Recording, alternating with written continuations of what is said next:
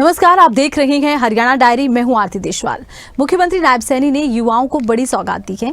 Group D के 3056 चयनित अभ्यर्थियों को नियुक्ति पत्र सौंपे। इस मौके पर मुख्यमंत्री ने कहा कि बिना खर्ची, बिना पर्ची के पूरी पारदर्शिता और ईमानदारी के आधार पर युवाओं को सरकारी नौकरी दी गई। उन्होंने चयनित अभ्यर्थियों से संवाद भी किया। देखिए, हरियाणा के युवाओं को बड़ी सौगात, चयनित अभ्यर्थियों को मिले सरकारी नौकरी के नियुक्ति पत्र। मुख्यमंत्री नायब सैनी ने 3056 ग्रुप डी कर्मचारियों को नियुक्ति पत्र सौंपे।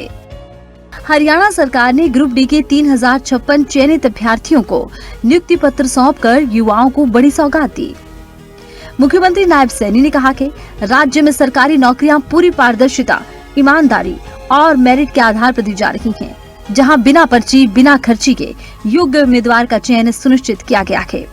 कि हमने पिछले 1.5 वर्षों के अंदर लगभग हरियाणा में 42,500 युवाओं को हरियाणा सरकार में बिना पर्ची, बिना खर्ची के नौकरी देने का काम किया है। साथियों, अगर मैं 11.5 वर्षों की बात करूं, 11.5 वर्षों के अंदर लगभग 2 लाख नौकरी हरियाणा सरकार के अंदर देने का काम हमारी सरकार ने किया है। साथियों, अगर आप लोग आज देखेंगे, एक छोटे गांव के अंदर भी जाएंगे, अगर बात करेंगे, छोटे गांव से भी 3-4 युवा ये बात कहने वाले मिलेंगे कि हमें बिना पर्ची, बिना खर्ची के नौकरी मिली है। आपका यह नौकरी, जो आपको यह नौकरी ईमानदार व्यवस्था से मिली है। साथियों, मैं कहना चाहूंगा कि इसलिए मेरी अपेक्षा ये भी है कि आप भी व्यवस्था को ईमानदार बनाएं और उसको ईमानदार बनाए रखने में अपना पूर्ण योगदान दें। साथियों, जिस प्रकार आपने बिना पर्ची, बिना खर्ची के सेवा में प्रवेश किया है, उसी प्रकार आपके माध्यम से होने वाले किसी भी काम में साथियों भ्रष्टाचार, पक्षपात और अनुचित प्रभाव का प्रवेश नहीं होना चाहिए। ये मैं आप लोगों से अपील करता हूं। नियुक्ति वितरण समारोह में मुख्यमंत्री ने चयनित अभ्यर्थियों को बधाई देते हुए कहा, सरकार की प्राथमिकता हर योग्य युवा को निष्पक्ष अवसर देना है।